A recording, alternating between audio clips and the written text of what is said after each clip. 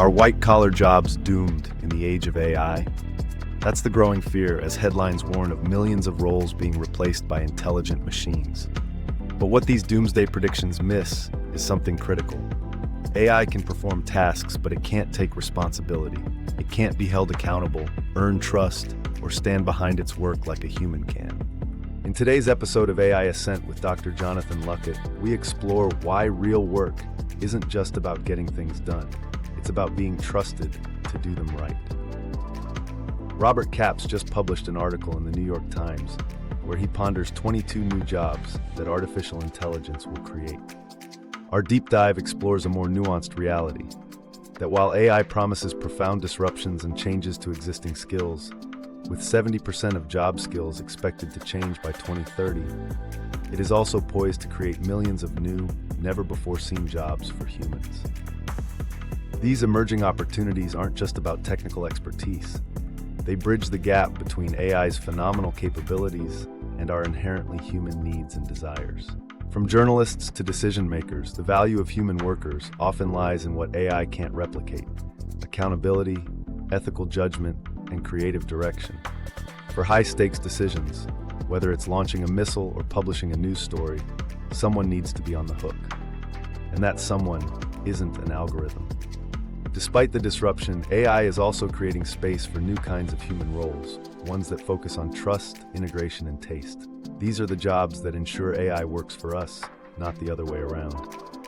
So instead of asking how we'll survive AI, we're asking how we'll lead it. Let's dive in.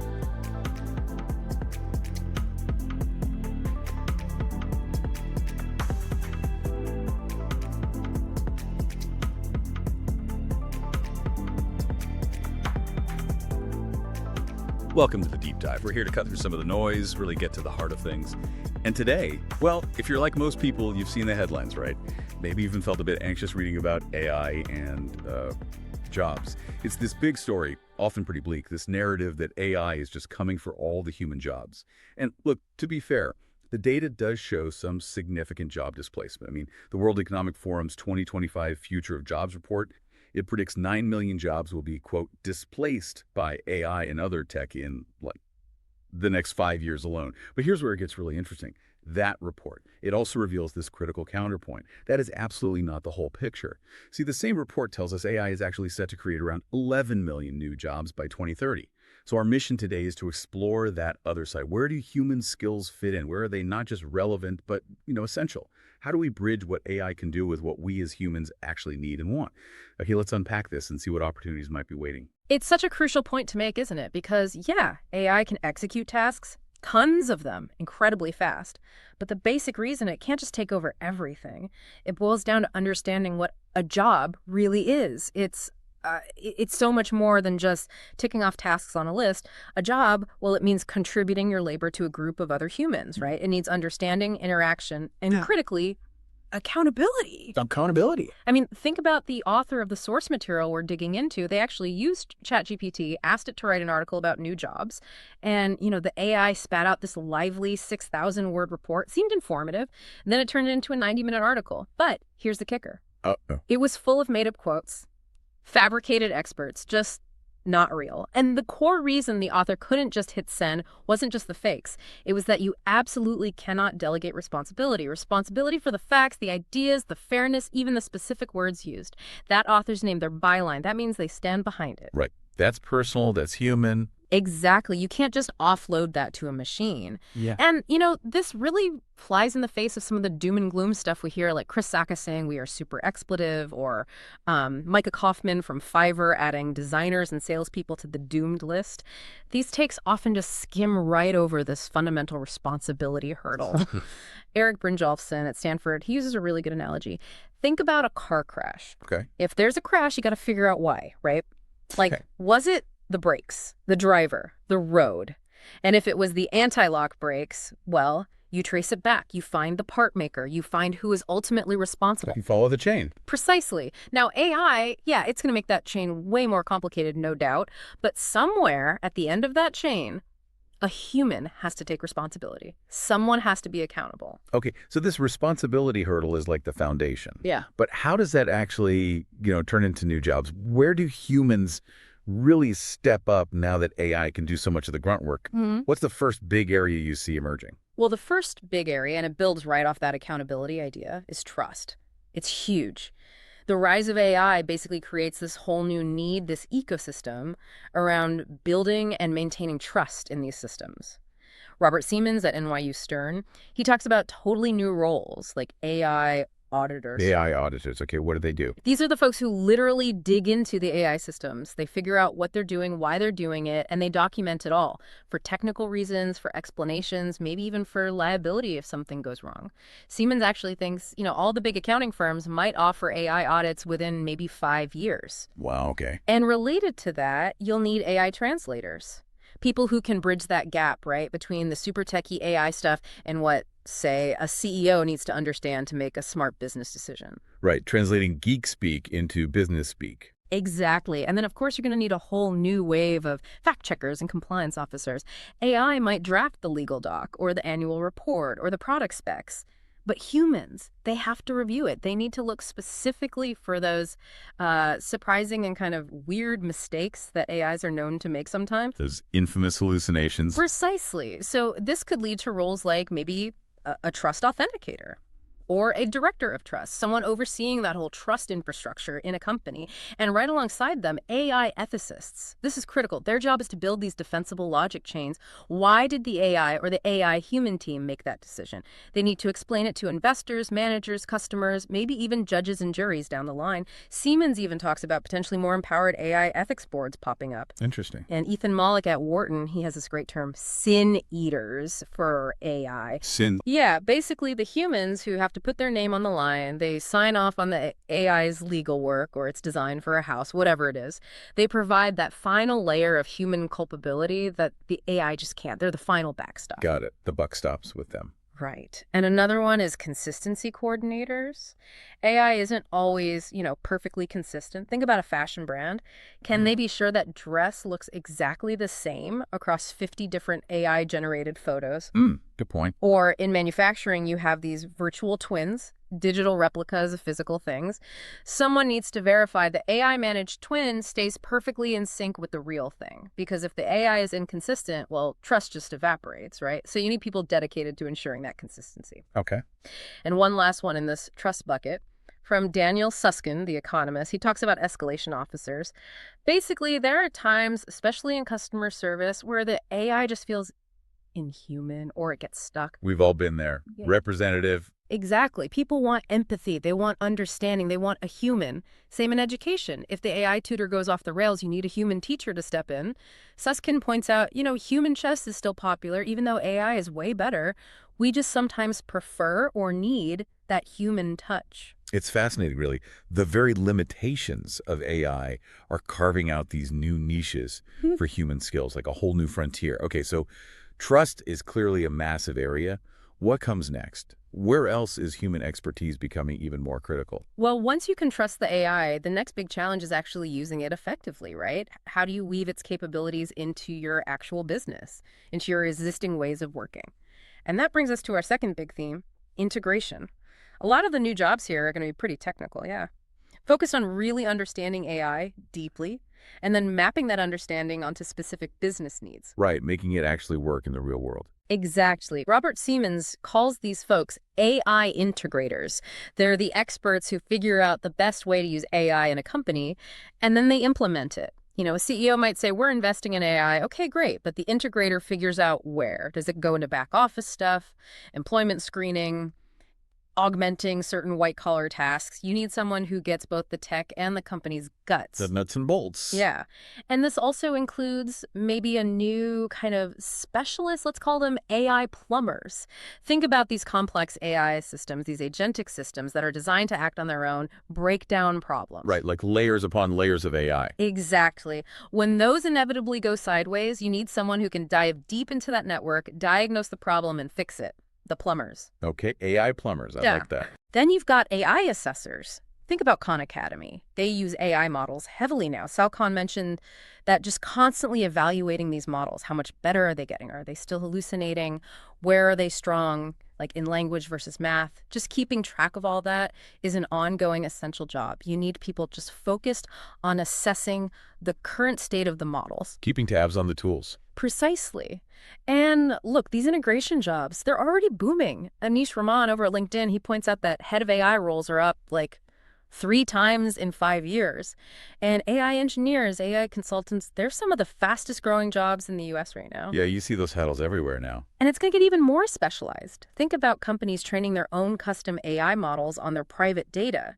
You'll need AI trainers, people who help that custom AI find the right company data, digest it properly, and learn to respond accurately and helpfully. Teaching the AI the company's secrets, basically. In a way, yeah. And then maybe even AI personality directors. Personality directors for AI. Yeah. Fine-tuning how that custom AI sounds. Is it helpful? Is it too chatty? Is it maybe a bit sarcastic? Getting that personality right so it actually becomes part of the company's brand, like its logo or its tagline. Huh.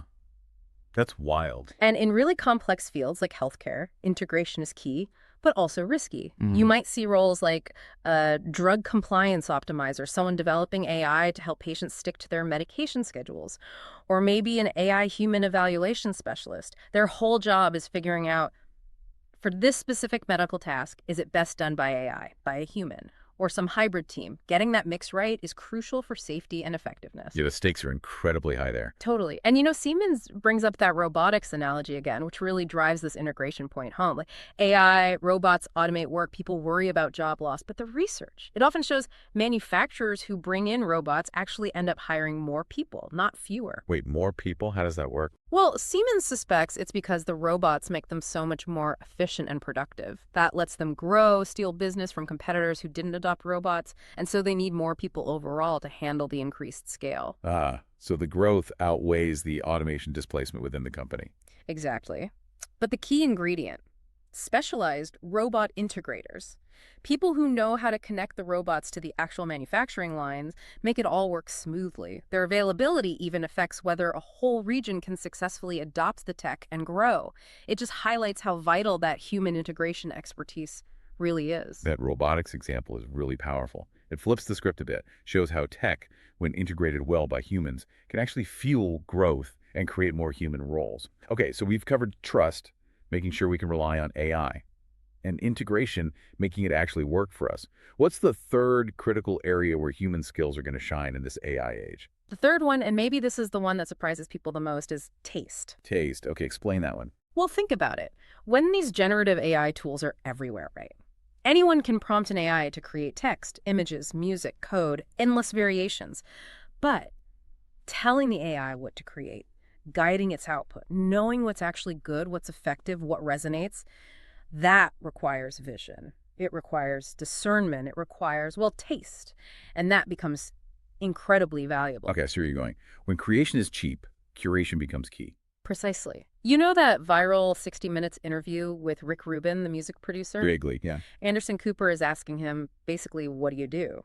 Rubin admits he barely plays instruments, knows nothing about the mixing board, like zero technical skill. So Cooper asks, so what are you being paid for? And Rubin's answer is just gold. He says, the confidence I have in my taste and my ability to express what I feel has proven helpful for artists. Wow. Just confidence in his taste. Right. And that's a glimpse into the AI future. We're going to see a lot more of what you might call creativity without craft. The human role shifts. It's less about the manual execution, the craft, and more about selecting the inputs, setting the direction, curating the output. Like the author we mentioned, maybe they're the author of the AI piece because they guided it, but they aren't the writer in the old school sense. So how does this square with, designer being on that list of jobs AI is supposedly going to kill? Yeah, it seems contradictory, right? But think about what a designer really does. Maybe a graphic designer isn't pushing pixels in Photoshop quite as much. But their core job, marshaling creative choices, using their taste to get to a specific outcome, that's more important than ever. How do you know when the logo the AI generated is actually good, when it works, when the design is done? Those are taste decisions. So the term designer isn't going away. If anything, it's likely to evolve and seriously expand. Expand how? What kind of new designers? Well, think about product designers. They'll need to own the whole thing, top to bottom, making all those little choices that bring the big vision to life, guiding the AI tools. And you'll see new types, maybe article designers, story designers for film or TV, even world designers. World designer. Yeah, people who fabricate entire fictional universes, maybe for a marketing campaign or a video game. They're focused on the style, the mood, the experience, less on the pure technical build, more on the overall aesthetic taste. Okay. And it's not just for creative fields. Imagine a human resources designer, someone shaping the entire company culture through the materials, the policies, the communication, all designed with taste. Or civil designers, maybe focusing more on the human experience and aesthetics of city planning, complementing the hardcore engineering. So design becomes more about shaping experiences and outcomes, guided by taste. Exactly. And what's really cool here is how AI can empower younger, less experienced workers. Anish Raman talks about this. Instead of getting stuck doing grunt work, basic reports, boring memos AI can handle that. So the junior person can start creating new ideas for products right away. They can jump straight to the more creative strategic stuff. So it lowers the barrier to contributing real ideas. Yeah, it potentially fosters more entrepreneurial thinking, maybe helps create more of an innovation economy by letting more diverse perspectives actually hunt for growth opportunities earlier in their careers. Interesting. And how does taste play out for businesses competing with each other? It becomes a huge differentiator. Think about, say, financial services. If all the firms have super smart AI giving advice, how do they stand out? Good question. The answer might be taste. How they communicate, how they brand themselves, their whole philosophy, how their services feel. You might even see a role like a differentiation designer, someone whose job is purely to blend the branding, the philosophy, the product design, the creative execution into one unique, taste-driven identity. So taste becomes strategy. In a way, yes. Now look, there's a real concern here, a valid one, about the loss of craft. It's not a great thought imagining a future where nobody actually writes or draws or plays an instrument by hand anymore. Right. That feels like a loss. And it would be. But that's not necessarily the future we're heading for. Ethan Malik, for instance, he says he won't let AI write for him until he's done the messy human thinking part himself. Because the craft is part of the thinking process for many people. People will keep drawing, keep writing, keep playing music because they like to or because it helps them think. Okay, so craft doesn't just disappear. Hopefully not. And Robert Siemens uses that Pixar analogy again. When computers started automating the really tedious parts of drawing for animation, the animators didn't just stop working, they shifted their focus. They spent more time and energy on story, on plot development, on character. They moved up the value chain from execution to vision. Exactly. That's the potential positive shift here. Less time on the mechanics, more time on the meaning, the purpose, the taste. That's a really powerful way to frame it. And it connects back to what Eric Brynjolfsson said, right? That we're all going to be CEOs of a small army of AI agents. Mm-hmm. It really forces us to think harder about, well, what do we actually want to achieve? What's the goal?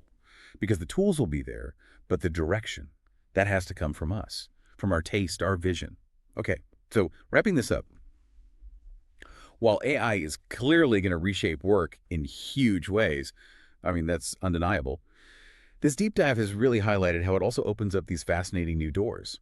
It seems to put a real premium on these uniquely human things: trust, integration, and taste. Like Anish said, something like 70% of skills in the average job could change by 2030. That's massive. Adapting isn't really optional. It really isn't, and despite all the very real anxieties about this scale of change, the key takeaway, I think, is that we can be intentional about this. We don't have to just let AI happen to us. We can actually design our own future with it. We're the architects here. I love that. And that leads perfectly into this final, really provocative thought from the source material we looked at. We are the designers of our AI future. Let's hope we have great taste. Something to definitely chew on. We hope you reflect on this deep dive, think about how trust, integration, and taste might play out in your own work, your own life. What really stood out to you from this exploration today? Think about it. We'll catch you on the next deep dive.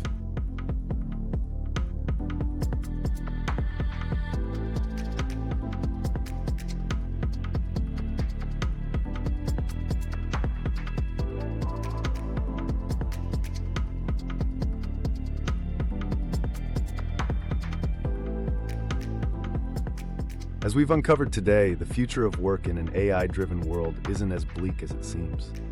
While AI may transform or even replace many tasks, it can't replace us. It can't be held accountable, earn trust, or make value-based decisions. That responsibility and opportunity still belongs to humans. Rather than spelling the end of human work, AI is opening the door to entirely new roles centered on what makes us uniquely valuable. Whether it's ensuring ethical oversight, integrating AI into complex systems, or making bold, creative choices, humans are needed more than ever to guide, shape, and elevate what AI produces. The real future of work isn't about competing with AI, it's about leading it. As designers of this new frontier, we're not just surviving the AI revolution, we're steering it. And that means focusing on the things only we can do. Thinking critically, acting responsibly, and creating with purpose. Thanks for listening. Good day.